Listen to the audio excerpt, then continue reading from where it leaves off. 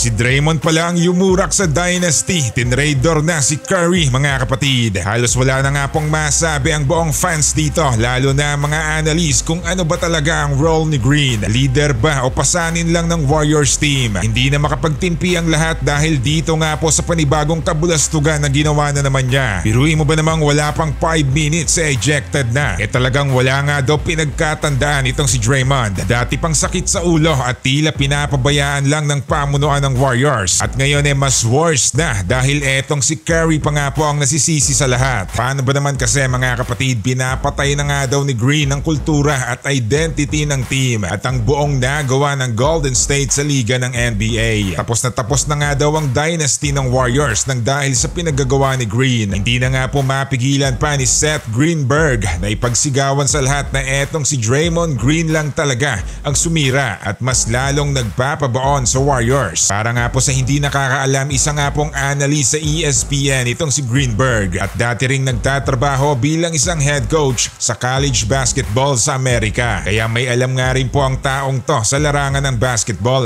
Halos sabihing pulpol na nga po ni Greenberg si head coach Steve Kerr dahil matagal na silang walang ginagawa sa taong to. Pwede nga daw nilang pagsabihan si Draymond sa locker room na enough is enough na sa pinaggagawa mong mga antics. Dahil kung hindi malilintikan ka talaga. Para nga daw kahit papano ay talagang mabawasan o mawala pa ang angas nitong si Green kapag nasa loob na ng court. Kahit nga po si Steph napagsabihan rin. Siya nga daw ang pinaka-leader sa grupong to kaya nararapat lang din na may gawin siya sa kampi nila. Lalo pat nakakasagabal na sa kanilang performance ang ginagawa nitong si Green. Pero tila kabaliktaran lang ang nangyari dahil napaiyak pa nga si Curry nung biglang na-eject nga itong si Green sa laban kontra sa Orlando. Para bagang okay na okay lang din sa kanila ang pagta-trash talk ni Draymond sa referee. At ang pinaka-worst pa nga po dito mga kapatid ay ayon pa nga dito kay head coach Steve Kerr. Si Draymond nga daw ay si Draymond at nasa hustong edad na siya. Ginagawa niya lamang ang dapat niyang gawin sa loob ng court. So in short nga po, wala talaga silang pake sa pinagsasabi ng ibang tao. Kahit pa nga masakripisyo ang kanilang game, tila todo suporta pa rin sila kay Draymond Green.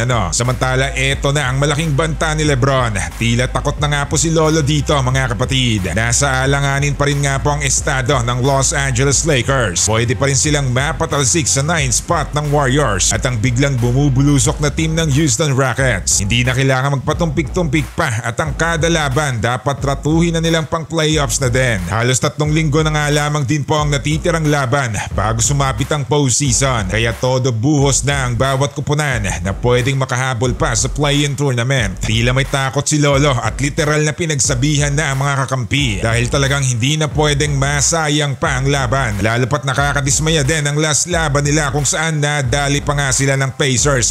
Natalo nga daw sila sa last laban nila kontra dito sa Brooklyn. Kaya hindi na talagang pwedeng i-underestimate ang kupunan na to. Hawak nila si Cam Thomas at Mikal Bridge na talagang mga dekalibreng manlalaro. Kaya nga din sila nasilat dito sa last laban. Talagang nag-iingat na nga po si Lolo Bron sa team ng Brooklyn dahil baka masilat pa at mangyari ulit ang tambak malala na inabot nila sa team na to kahit pa kumpleto sila. Halos nasa dulo sa standings ang 3 sunod-sunod na makakalaban nila. Yan nga po yung Brooklyn Raptors at Wizards. Maraming nagsasabi na easy game na nga daw to. At ang mga sumunod na next 3 games dito sila dapat medyo mangamba na. Pero para kay LeBron, kumbaga lahat ng mga laban na nga daw gusto ng pang playoffs na. Nasabi na nga rin po yan dati ni Davis na iba na ang laruan itong si LeBron ngayon. Laging sumasalaksak at todo na ang depensa. Kaya pati nga po sila mas hinihigpitan na rin ang laban. Pero tignan na lang natin kung mas lalong gagalingan pa ni LeBron at ang buong team ang bawat laban ngayon.